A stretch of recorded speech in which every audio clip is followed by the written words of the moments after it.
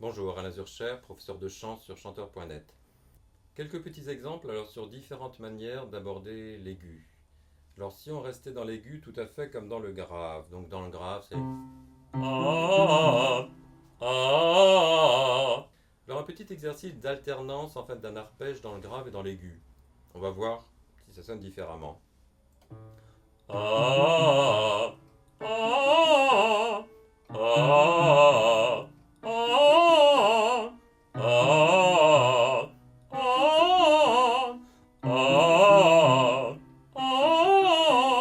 ah, ah, ah, ah. Bon, c'est déjà assez haut pour un baryton. Donc, alors, quelles sont les différences? Ah, ah. Donc, on a ce ah. J'ai l'impression d'ouvrir la bouche à peu près de la même manière. Je cherche aucun placement particulier, mais il y a un ah. Ah. Il y a quelque chose de ah, une sorte de edge comme ça, un peu dans le son. Alors, comment travailler ça? Alors, on va distinguer deux manières un peu de monter vers l'aigu. L'une, ça serait de rester dans ce mécanisme aussi lourd que dans le grave. Mais donc on va peut-être ouvrir davantage la bouche et on va... Alors pour pas que le son devienne crié, on va recourir à ce qu'on appelle à la couverture du son. Donc les A vont se transformer un peu vers des O, on aura cette impression un peu de soulèvement du palais, de léger bâillement.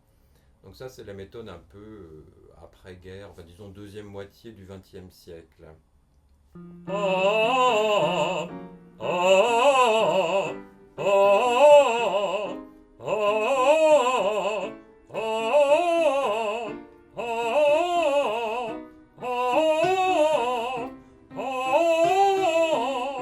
ah, et on voit que ça bouge finalement très vite. Donc là, je suis seulement sur le La bémol. Avec l'autre technique, on peut monter plus haut. Parce qu'en fait, ça bouge pour dire oh, on arrive à ce côté un peu patate chaude, un peu bâillement qui écrase un peu le larynx. Les parois des résonateurs sont un peu durcies, un peu contractées. Mais il y a sans doute moyen de couvrir sa voix tout en étant plus efficace que ça. Mais disons, là, en caricaturant un peu, le résultat devient vite médiocre dans l'aigu. Néanmoins, ça peut être séduisant parce que tant qu'on est dans le médium, tant qu'on n'est pas vraiment dans l'aigu, on a une sensation de oh, on a l'impression d'avoir une grande voix. Bon, alors il faut juger extérieurement, comme toujours. Il faut s'enregistrer à une certaine distance, il faut chanter dans une salle, il faut demander au public, aux amis que vous avez dans la salle, comment votre voix sonne. Et ne pas faire confiance aux sensations oh, que vous avez, vous, là, dans une pièce. Nouvel essai de couverture. Ah, ah, ah. Alors là, déjà, je suis dans le grave, mais je sais que je vais aller vers un aigu oh. Donc déjà, j'assombris ma voix. On peut déjà l'entendre. Hein. Ah, ah, ah, ah. Alors avec cette émission-là, c'est pratiquement impossible de faire un A. Parce que là, je suis juste entre Fa dièse et Do dièse. Je suis déjà en train de faire Oh, oh, oh. Donc si on veut vraiment chanter des voyelles et si on veut que le texte soit reconnaissable, c'est pas une bonne direction. Donc c'est une direction qui élargit, qui grossit un peu la voix, qui donne une sensation de volume, de puissance. Mais en fait, la puissance réelle n'est pas excellente et la définition vocalique, donc la compréhension des paroles, peut être franchement mauvaise. Alors dans l'autre démarche, on va essayer de chanter avec sa voix. Donc on ne va pas essayer de faire une grosse voix d'opéra. On va essayer de garder des voyelles à peu près compréhensibles. On va s'attacher aussi à ce qui est peut-être davantage d'harmonique, un peu plus brillant dans la voix. Donc on va moins couvrir la voix. Bon, donc cet axe a plutôt été exploré alors vers la fin du XXe siècle et certainement aussi avant la Seconde Guerre mondiale. Mais on y est revenu à la fin du XXe siècle, notamment par le biais de la musique baroque. Donc il y a eu des chanteurs peut-être avec de moins grandes voix, mais qui se sont davantage préoccupés de la musique, de la musicalité, du texte. Et ensuite, on a eu également un peu un déplacement des écoles de chant, peut-être vers l'Angleterre, vers les États-Unis. Et on a eu des écoles de chant où on a recherché davantage de brillant, de naturel, de compréhension des paroles. Peut-être une légère influence également de la comédie musicale. Donc on va voir ce que ça donne.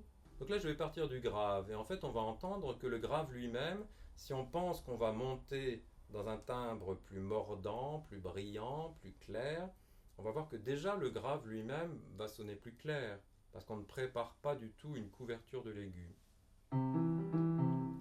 Ah, ah, ah, ah, ah, ah,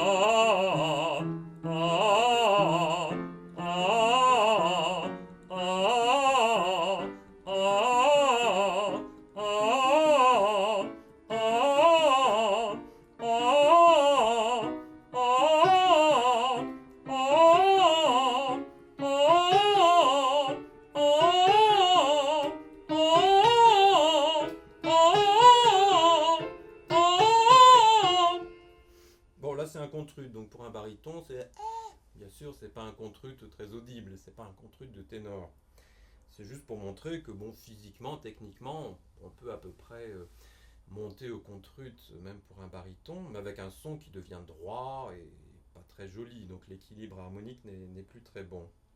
Donc on a pu entendre un A. Bon là, c'est peut-être un A un peu vilain. C'est un A un peu peut-être anglo-saxon. C'est un peu bad cat. C'est le A un petit peu de comédie musicale. Donc c'est peut-être pas le A de oh, le A d'opéra tel qu'on l'imagine, mais ce A d'opéra, est-ce qu'il n'est pas complètement artificiel? Est-ce que cette manière de sombrer la voix n'est pas totalement démodée? Alors est-ce qu'on peut essayer cependant de se dire qu'on va chercher cette accroche haute, mais qu'en partant du grave, on peut quand même se permettre un peu de un peu de creux, disons, vers la poitrine. On va essayer davantage d'avoir un chiaroscuro en partant du grave, et ensuite on va voir, en partant vers l'aigu, on va perdre sans doute quand même ces harmoniques graves en partie, mais on va voir comment ça se passe. Ah, ah, ah, ah, ah,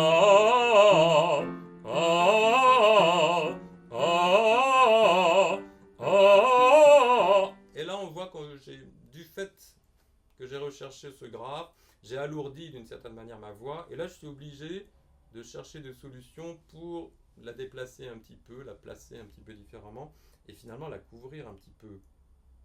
Alors, je vais réessayer. Ah, ah, ah, ah, ah,